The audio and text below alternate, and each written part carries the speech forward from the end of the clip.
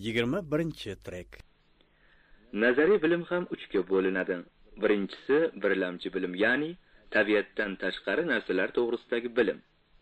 Ikkinchisi o'rta bilim, matematika.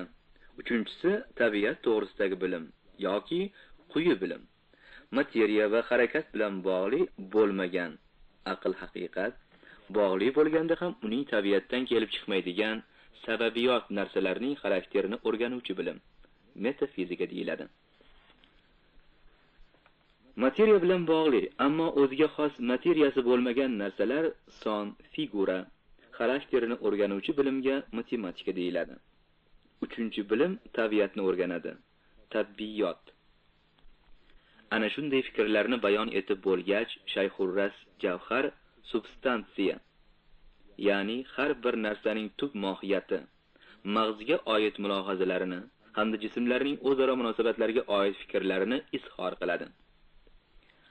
Bu masalalarga bag'ishlangan boblarda materiya va shakl, materiyaning shakl tufayli bor ekanligi, umumiy va xususiy, birlik va ko'plik, oldingi va keyingi, sabab va oqibat, kuch va harakat, zaruriy va ijtimoiy va shularga o'xshash boshqa falsafiy kategoriyalar to'g'risida so'z boradi.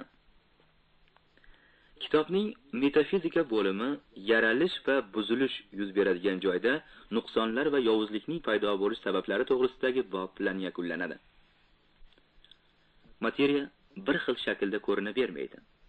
U turli shakllarga ega bo'lmog'i mumkin, ammo shakllar ham materiyaning yuzaga keluvida ishtirokchi bo'ladilar.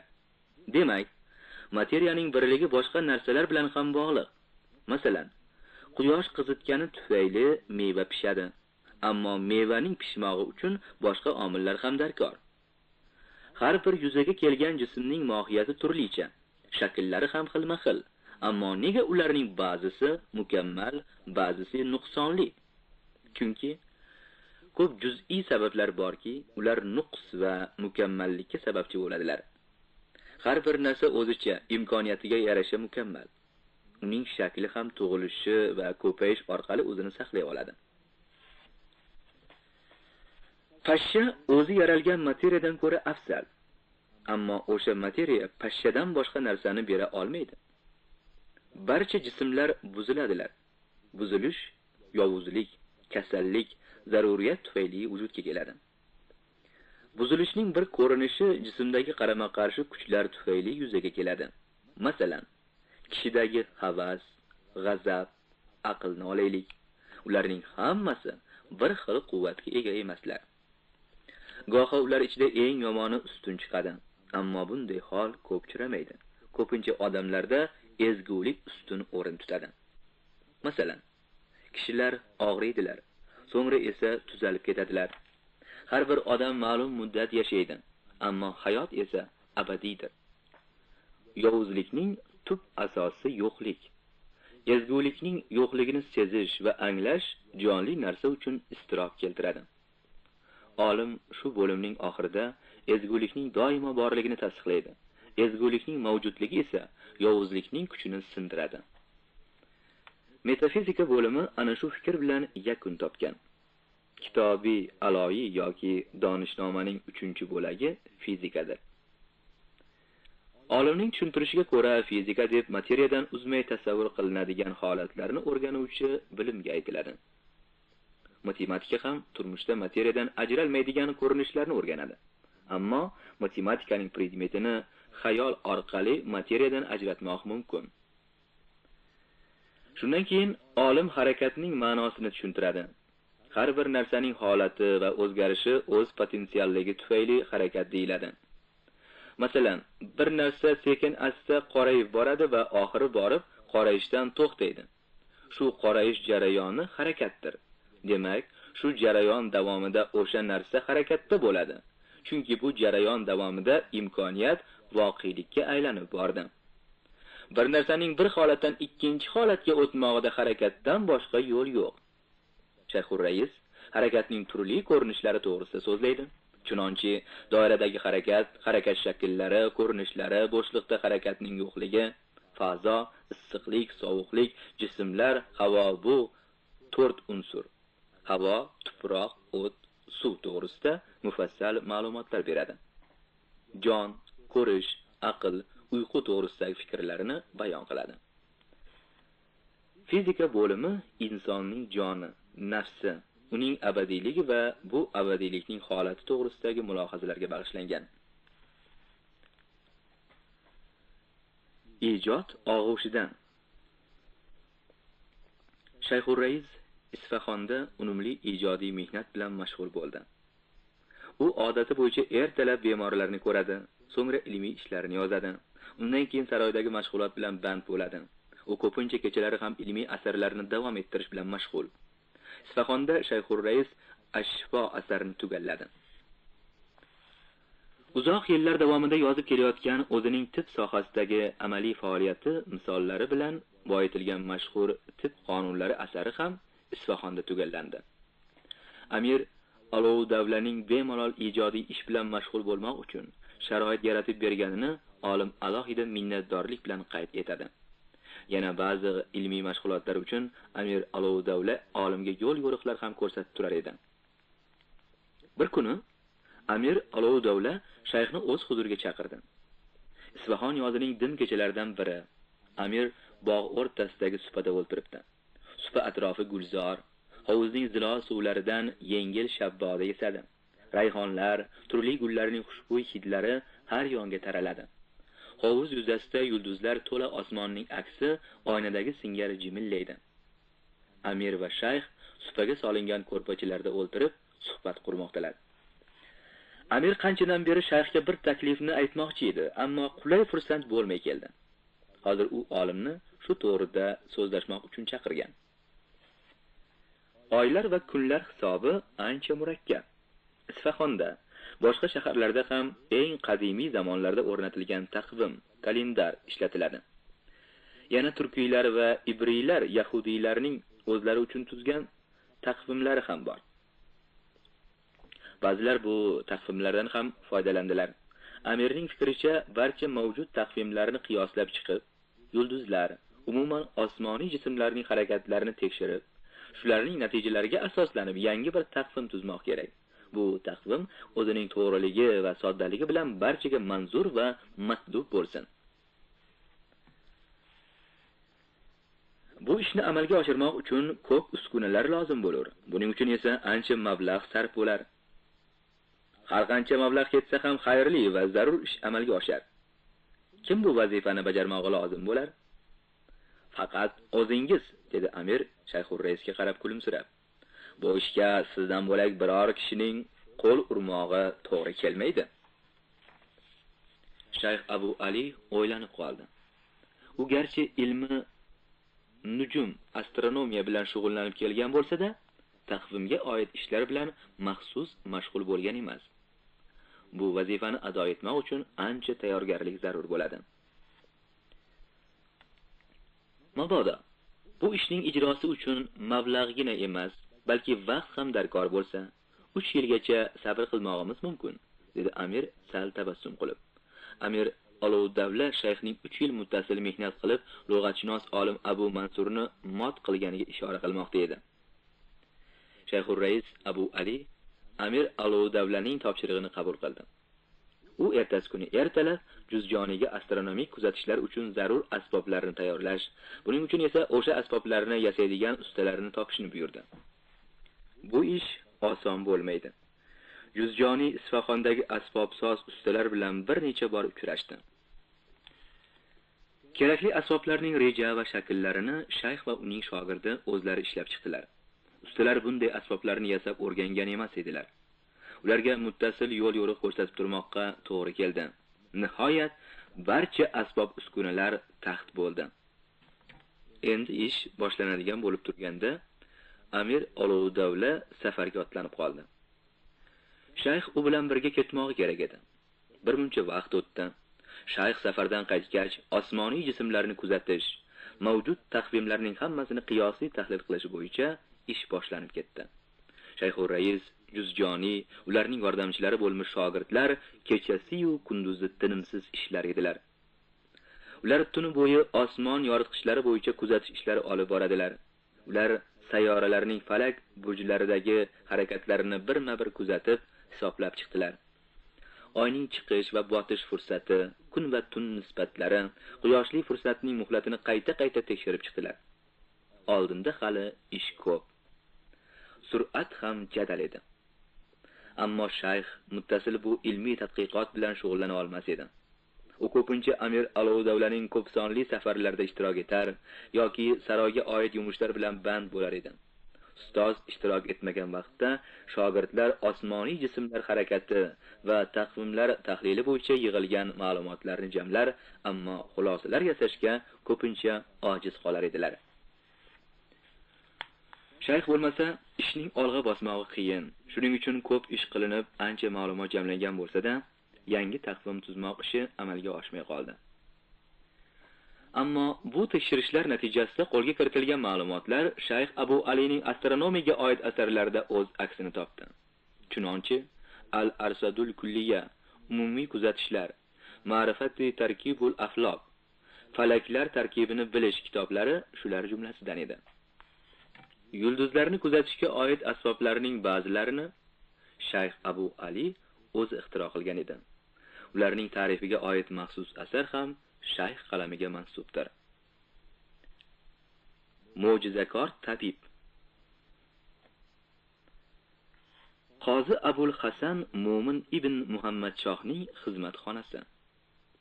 To'rda atlas ko'rpachada chordana qurib devorga tiralgan atlas yostiqqa suyanib qozi o'tiribdi. Uning chehrasida vujudidagi qaziyat aks etadi. Qozining tor ko'zlari xom olachadek qizargan, og'ir qovog'i soliq, peshonasida tajanglik ajinlari. Qozi qo'lidagi qog'ozga tez-tez ko'z yugurtirib chiqdi-yu, birdan uning basharasini qahr va g'azab bulutlari qopladi. So'ng ko'zidan yashin chaqnab, momaqaldiroq singari o'shqiriq eshitildi. Kim bu odamni tavsiya qilmoqda? Qozining qarshisida kichik bir mez ortida tavozi bilan o'ltirgan ikki mulozimni bir xurkib tushdilar. Ulardan biri jikkakdan kelgan past bo'yli xodim qo'lida bir tutam qog'ozlarni tutganicha qo'rqqanidan tili gapga kelishmay qoldi. Ikkinchisi yumaloq yuzli o'rta bo'yli, qoramtir tusli, qo'y ko'z yigit qozi huzurida birinchi bo'lishi edi. Bu hayqiriqdan vujudini hayrat va qo'rquv bosganicha hangu mang bo'lib qoldi. Kim bu odamni tavsiya etmoqda deyapman? Yana baqirdi qozi. Asbaroyi g'azab va jahldan uning vujudi titrar, rangi bo'zarib ketgan, baland bo'ynini g'ozdek cho'zib, u mulozimlarga yeb qo'ygudek shiddat bilan qarar edi. Uning vajohatidan u hozir o'rnidan sakrab turadi-yu, har ikkala xodimini ham tepkilab qoladigandek. Jikkak xodim qo'rqqanidan dag'-dag' titrab, o'zini qayoqqa yashirishni bilmay, mez ostiga kirib ketgudek bo'lib tisib oldi. Qozi esa tamomila o'zini yo'qotdi. U qo'lini paxsa qilib, qarshisidagilarga shovqin solar, ovozining boricha baqirar, og'zidan ko'piklar sochar, ko'zidan o't chaqnar edi. Bu dag'dag'a bir muncha fursat davom etdi. Nihoyat qozi holdan toygach, parquvga yonboshladi. Uning tinganini ko'rgan har ikkala xodim o'rinlaridan sekin turdilar-da, ta'zim bilan asta-sekin yurib xonadan chiqib ketdilar. Abul Hasan Mo'min ibn Muhammad Shohning bunday fe'li ko'pchilikka ayon. Aslida toza ko'ngilli, kishilarga kek saqlamaydigan, o'z ishini yaxshi biladigan bu odam arzimagan narsadan norozi bo'lsa, ana shunday tutqanoq tutib qolar edi. Bunday paytda unga hech kim ro'baro kela olmas, biror kishi qozining haq-nohaq ekanini aytishga jur'at qila olmas. Hamma undan imkon boricha nariroq qochmoqqa intilar edilar. Ammo bu holat o'tib ketgach, qozi yana asliga qaytar, xuddi hech narsa bo'lmagandek kishilar bilan muomala qilar edi. Jabrdiydalarning ko'plari qozining fe'liga o'rganib ketgan. Ular yana qozidan qo'rqqanlardan hech qachon bo'lib o'tgan ishlarini unga eslatmas, o'rganmaganlar esa bora-bora qozining fe'liga ko'nikib ketar edilar. O'sha talvasali voqea sodir bo'lgan kunning oxirida jikkak xodim o'zining sherigiga bir qog'ozni ko'rsatdi. U qog'ozda qozining serxasham muhri bosilgan edi. Tavsiyadan g'oyat norozi bo'lgan qahru g'azab qilgan qozi o'ziga kelgach, o'sha qog'ozga muhr bosib tavsiyani ma'qullagan. Jikkak xodimning sherigi hayron bo'lib, buning sababini so'radi. Jikak yuzida ayyorona hiylali tabassum boqib, sherigining quloqiga shivirladi. Qozi janoblarining shunday kasalliklari bor. Tutqanog'i tutganda u yirtqich hayvondan ham battar bo'lib ketadi. O'shanda uning qo'liga tushgan odamning holiga voy. Keyin o'ziga kelgach, ish odatdagidek bitaveradi. Abul Hasan Mo'min ibn Muhammad Shoh o'zining bu kasalini bilar. Tabiblarga ko'p ko'ringan, ular turli davolar qilishgan bo'lsa ham foydasi bo'lmagan edi. Bir kuni qozi uyida janjal chiqardi. U vahshiy hayvon singari har tomonga o'zini tashlar, duch kelgan buyumni chilparchin qilar edi. Uydagilar o'zlarini qayoqqa qo'yishni bilmaydilar. Tutqanoq ustida bemor tinchgina uxlab yotgan 4 yashar nabirasiga chang soldi. Telba o'zini yulpars his etar, bu go'dak esa uning ko'ziga quyon bo'lib ko'ringan edi. Dod solib yugurib kelgan kelin bolasini kasalning qo'lidan tortib olmoqqa urinar, ammo telba go'dakning oyog'iga tarmashib qo'yib yubormas edi. Uydagilar hammalari kasalga yopishdilar. Kelin bolasini arang ajratib oldi. Lekin go'dakning oyog'idagi suyak chiqqan, u bechora chirillab yig'lar edi. Nihoyat uydagilar telbaning qo'l oyog'ini bog'lab yotqizdilar. Bolaga ozgina taryoq berib tinchitdilar. Bola uxlab qoldi. Qo'l oyog'i bog'liq yirtqichning og'zi ham bog'lab qo'yilgan edi. Chunki u yotgan joyda hayqirishini qo'ymagandi. Uyda aza bo'layotganday hamma jimib qoldi. Ichkari uyda kelin uxlab yotgan bolasining boshida yum yig'lar. Qaynonasi uni yupatmoqqa behuda urinar edi. Shu bo'yi kun kech bo'ldi.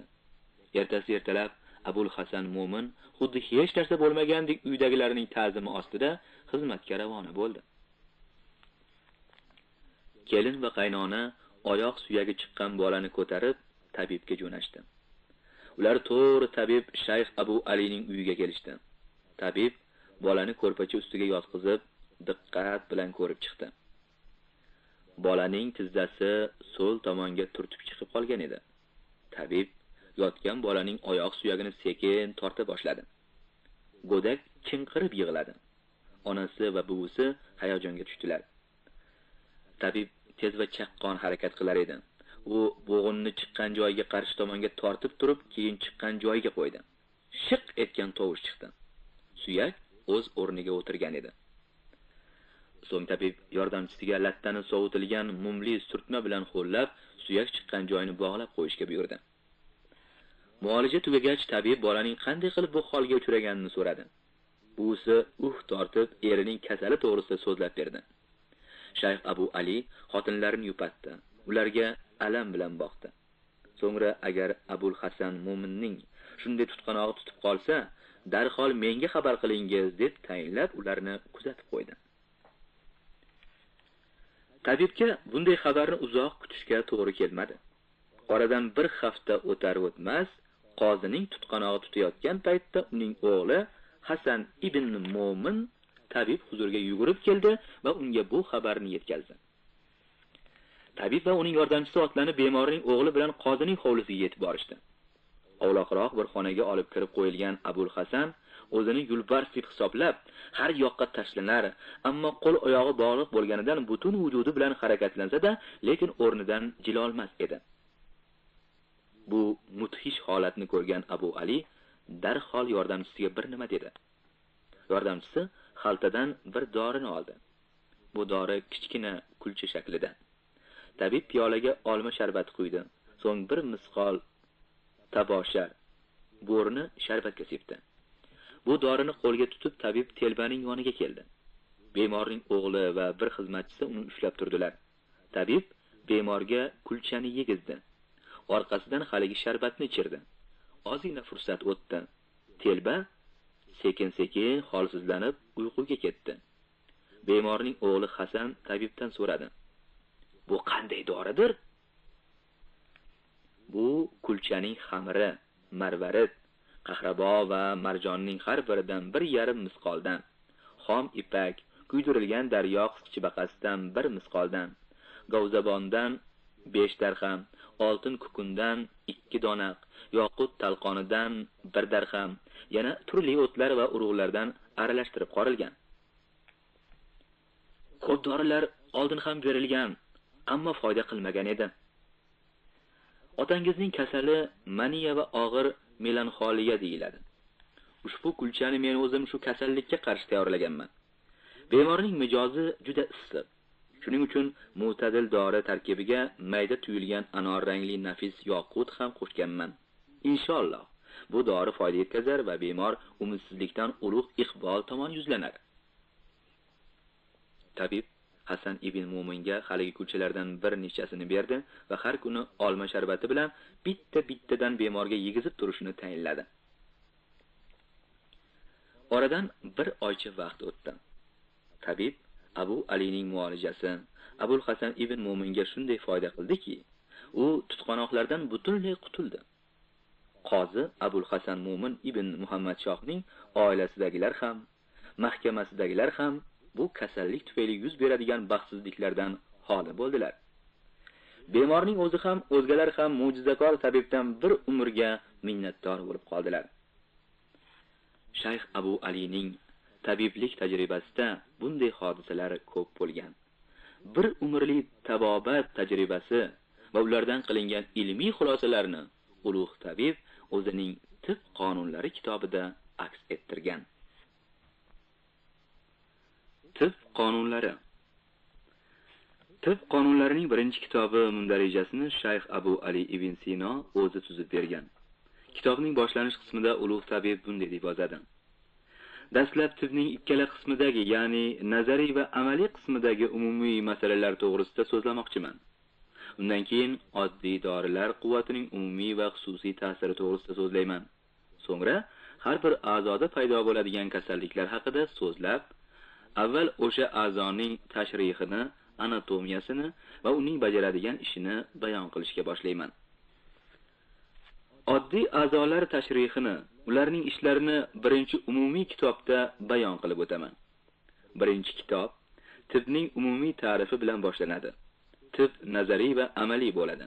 Ulardan biri tib qoidalarini, ikkinchisi esa amaliy ishlarning qanday bo'lishini anglatdi.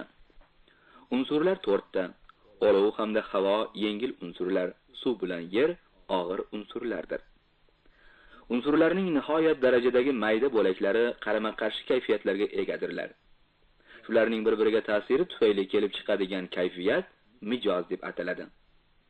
Unsurlardagi dastlabki kayfiyatlar 4 ta: issiqlik, sovuqlik, ho'llik, quruqlik. Agar ana shu kayfiyatlar mijoz egasida baravar bo'lsa, mo'tadil bo'ladi. Gavdadagi eng issiq narsa ruh. Ruhning paydo bo'lish o'rni yurakdir. Undan keyingi darajada turuvchi qondir. Undan keyingina jigar, so'ngra o'pka va go'sht keladi. So'ng mushak, taloq, buyrak, tomirlar keladi.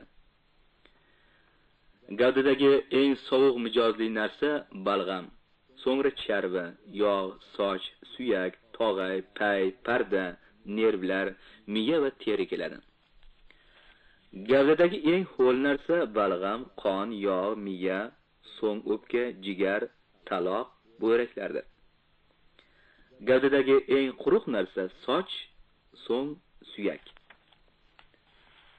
Abu Ali ibn Sino inson umrini quyidagi 4 qismga taqsimlaydi.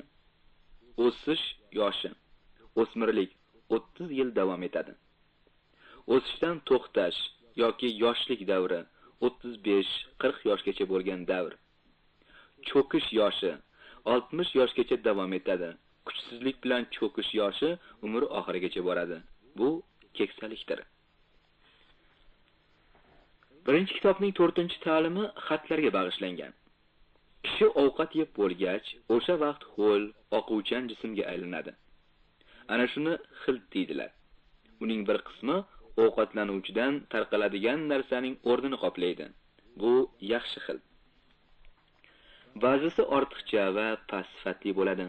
U gavdadan chiqarilib tashlanishi kerak.